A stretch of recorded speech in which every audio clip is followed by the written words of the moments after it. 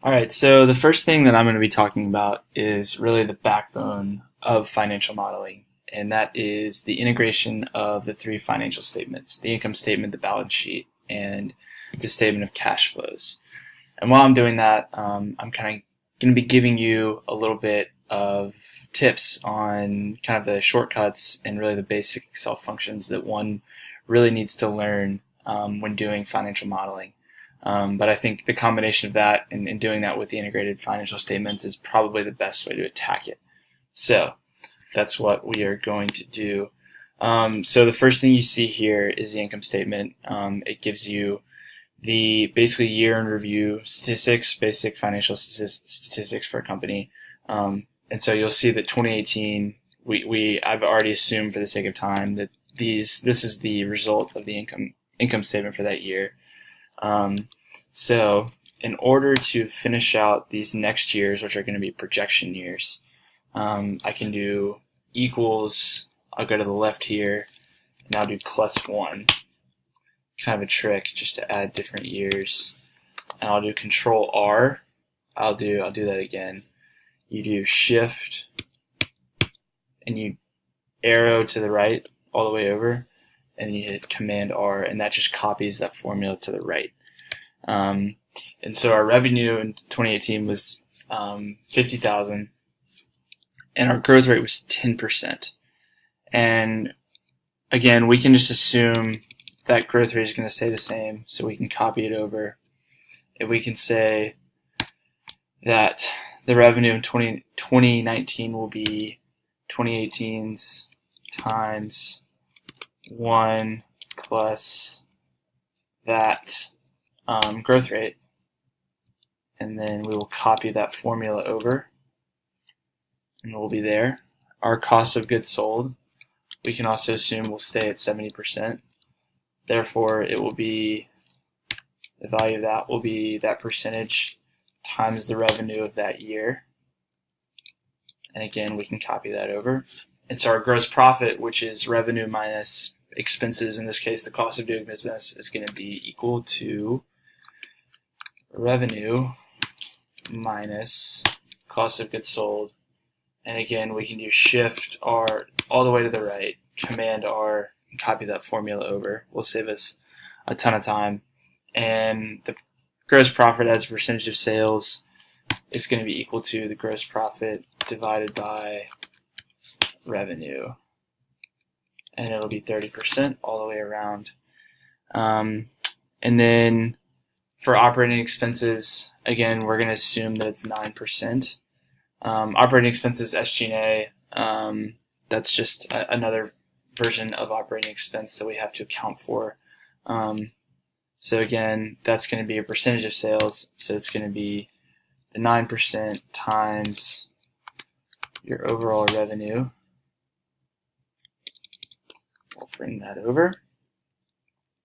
And so our operating income is going to be equal to our gross profit minus the operating expenses. Copy that over.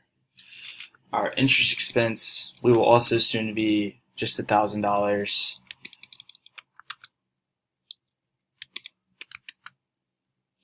And we'll get that guy all the way over.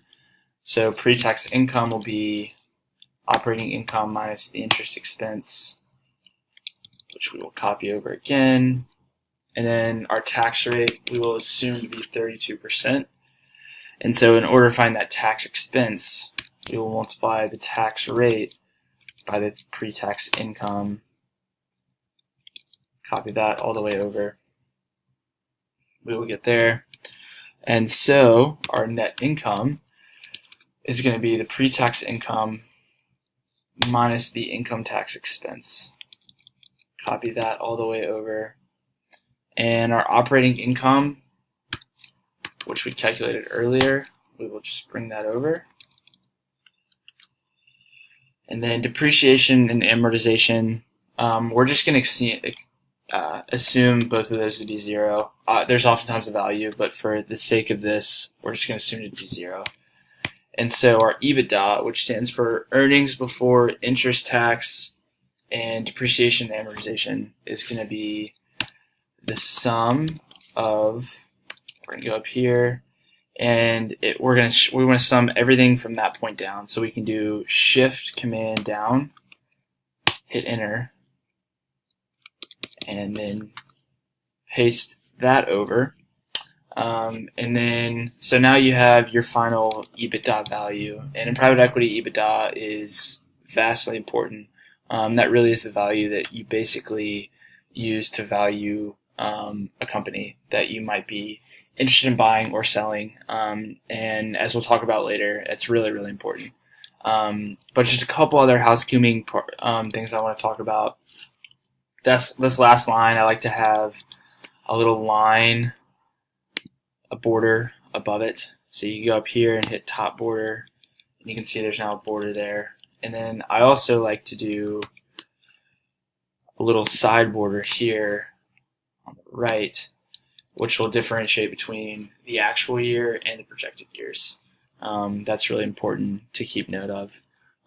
But that is the basics of the income statement. And again, some of those really, really huge Excel functions you have to know is the Command R to copy a function to the right. Command D will do the same thing going down. And then copying multiple cells at once. You can do Control Command Up if I want to get to highlight that, or I can do it individually if I just do Shift and a certain arrow. But those are the really important ones, and we'll be using those again more frequently. Okay, so now we move on to the next financial statement, and that is the balance sheet. The balance sheet is also vital to any operations in accounting. It's essentially a screenshot of any point in time for a company, and that's how it differs from an income statement. So that's what we're going to tackle next. This one balances your assets, liability, and equity at any given moment. Of course, the famous accounting equation that your assets have to equal your liability plus your equity. So that's what we're going to talk about next. The very first line on the balance sheet is always cash, which is very, very important, obviously. And that is actually something that is generated from the cash flow statement. So we'll talk about that a little bit later. But as far as the rest of the current assets go, we have accounts receivable, which is essentially income that has been invoiced and can be booked, but it hasn't actually come in yet. So it hasn't technically been realized yet, but we can go ahead and put it down in the balance sheet. And so we have the value from 2018, and if we come down here to this section called balance sheet assumptions, we'll have these values called accounts receivable days, inventory days, and accounts payable days. And those will basically give you an average kind of daily amount or the cycle that it takes to run through a cycle of accounts receivable. And that's basically how you use to project the future year's value of accounts receivable. And so to find that, we're going to go up here to our revenue. We're going to divide it by 365, and then we're going to multiply it by this value. And there you have it. And we're going to copy and paste that all the way across. For inventory, we're going to do close to the same thing. 365 here. We're going to multiply by here. There we go. Over prepaid expense, we're going to assume to stay the same.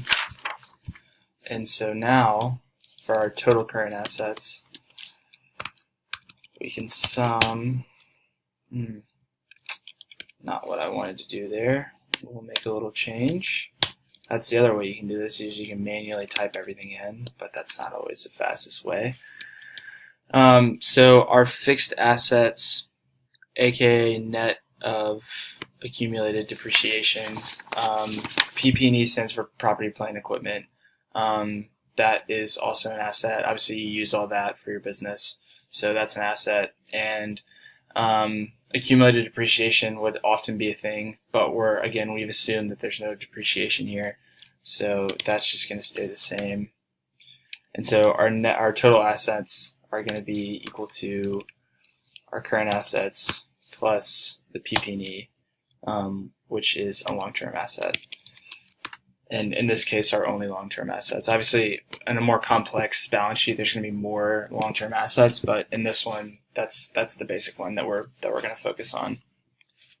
And so our accounts payable, we are going to go back to what we just did up for the accounts receivable. We're going to go up to revenue divided by 365, and then multiply it by the AP days, and then we're going to copy that over. Line of credit, that essentially means that is the minimum value that a bank requires you to have at any point in time. This is especially relevant when you're dealing with like a private equity firm that often takes out loans from a bank in order to finance a deal, for example. The bank will require that firm have a given amount of money on hand. And so in this case, we're going to assume that there is zero line of credit, meaning that the firm or company can fund any sort of debt or be responsible for it if it came to that. And our current maturities of the long-term debt, we're going to assume that stays at 500. And then our current long-term liabilities is that sum, which it's a sum of these three, which I made here, so we've copied that over. And then our long-term debt net of current maturities, we will say that will be this minus the $500 value that you see up in the current maturities. So that'll be decreasing over time. And so with that, our total liability will be the total current liabilities, plus the long-term debt, which is our one long-term liability. Copy that over. Common stock, that'll stay the same. It'll be $20. Our additional paid in capital we'll also assume that'll stay the same. And then for retained earnings, our retained earnings are always going to be the earnings from the previous year. So that's going to be this value right here, plus our net income from this year, which is right here.